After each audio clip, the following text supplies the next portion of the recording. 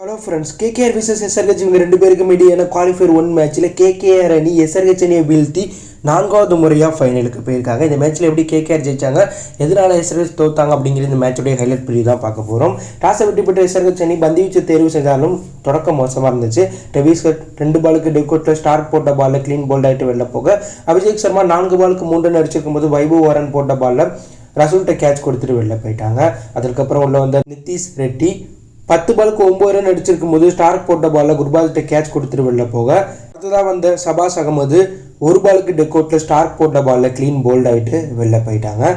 So SRH அணி 4 ஓவருக்கு 4 விக்கெட்டில் போயிருக்கு 40 ரன் அடித்து பரிதாப நிலையில் இருந்தாங்க. அப்போதைக்கு உள்ள வந்து ஹென்ரி கிளசன் ராகுல் திரிபாத்தியா ஒரு சின்ன பார்ட்னர்ஷிப் அமைச்சிருப்பாங்க. இதில் ஹென்ரி கிளசன் 21 பாலுக்கு 32 ரன் அடிச்சிருக்கும் போது வருண் சக்கரவர்த்தி போட்ட பாலில் ரிங்குட்டை கேட்ச் கொடுத்துட்டு வெளில போக, ராகுல் திரிபாத்தியா 35 பாலுக்கு 55 ரன் அடிச்சிருக்கும் போது ரன் அவுட் ஆகிட்டு வெளில போக, அதற்கப்புறம் வந்து வீரர்கள் யாருமே ஒழுங்காக விளாண்டுருக்க மாட்டாங்க. அப்துல் 16 ரன்லையும் சிங் டெக்கோட்லேயே வெளில போக, கம்மின்ஸ் கடைசி 24 பாலுக்கு 30 ரன் அடிக்க எஸ்ஆர்ஹெச் அணி 19.3 முடியல 10 விக்கெட்டில் போயிருக்கு 159 ரன் மட்டும்தான் அடிச்சிருப்பாங்க. எதிரணி பந்துவீச்சு தரப்புல ஸ்டார்க் 4 ஓவர் வீச்சு 34 ரன்களை விட்டு கொடுத்து 3 விக்கெட்டும், வருண் சக்கரவர்த்தி 4 ஓவர் வீச்சு 26 ரன்களை விட்டு கொடுத்து 2 விக்கெட் எடுத்து சம்பவம் பண்ணியிருப்பாங்க. எஸ்ஆர்ஹெச் அணியுடைய மோசமான தொடக்கம் காரணமாக தான் எஸ்ஆர்ஹெச் அணி இந்த மேட்ச்சில் 160 ரன் அடித்தாங்க.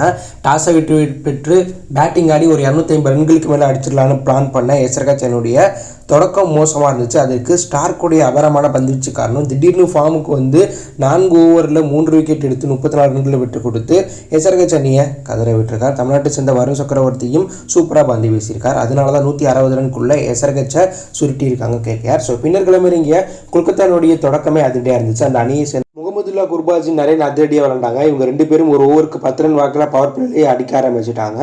ஸோ 3வது ஓவரில் 2வது பால் 44 ரன் இருக்கும்போது முதல் விக்கெட்டாக முகமதுல்லா குர்பாஜி 14 பாலுக்கு 23 ரன் 2 பவுண்டரி அடிச்சிருக்கும் போது டி நடராஜன் போட்ட பாலில் விஜயகாந்தை கேட்ச் கொடுத்துட்டு வெளில போயிட்டார். அடுத்ததாக உள்ள வந்த வெங்கடேஷ் ஐயர் நரேன் அதிரடியாக விளாண்டாலும் நரேன் 16 பாலுக்கு 21 ரன் 4 பவுண்டரி அடிச்சிருக்கும் போது கம்மிங்ஸ் போட்ட பாலில் விஜயகாந்தை கேட்ச் கொடுத்துட்டு வெளில போயிட்டார். அதற்கப்புறம் உள்ள வந்த செய்யஸ் ஐயர் வெங்கடேஷ் ஐயர் கூட பாட்டு வச்சு போட்டி 2 பேரும் அதிரடியாக எடுத்துகிட்டு போனாங்க. இதில் செய்யருக்கு முக்கியமான நேரத்தில் ஹென்ரி கிளசன் ஒரு கேட்சை விட்டுருப்பார் ராகுல் திரிபாத்தியால்.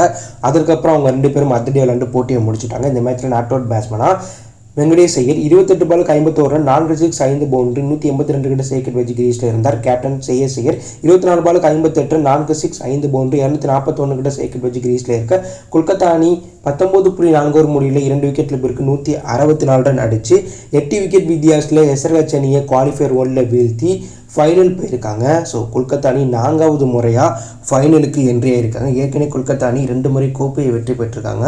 ஸோ இந்த முறை ஃபைனலில் ஜெயிச்சா 3வது முறையாக கொல்கத்தா அணி கோப்பையை வெற்றி பெறுவாங்க. இருந்தாலும் எஸ்ஆர்ஹெச் அணிக்கு பெரிய வாய்ப்பு இருக்குது. குவாலிஃபயர் ரனில் எலிமினேட்டரில் ஜெயிக்கிற அணி கூட எஸ்ஆர்ஹெச் மோதுவாங்க. அதில் ஜெயிச்சா கேகேஆர் கூட ஃபைனலில் மோத எஸ்ஆர்ஹெச்சுக்கு வாய்ப்பு இருக்குது. ஸோ எஸ்ஆர்ஹெச் அணியுடைய தோல்விக்கு யார் காரணம், கேகேஆர் அணி இந்த முறை கோப்பையை வெற்றி பெறுமா அப்படிங்கிற கருத்தை கமெண்ட்டில் லீவ் பண்ணுங்கள்.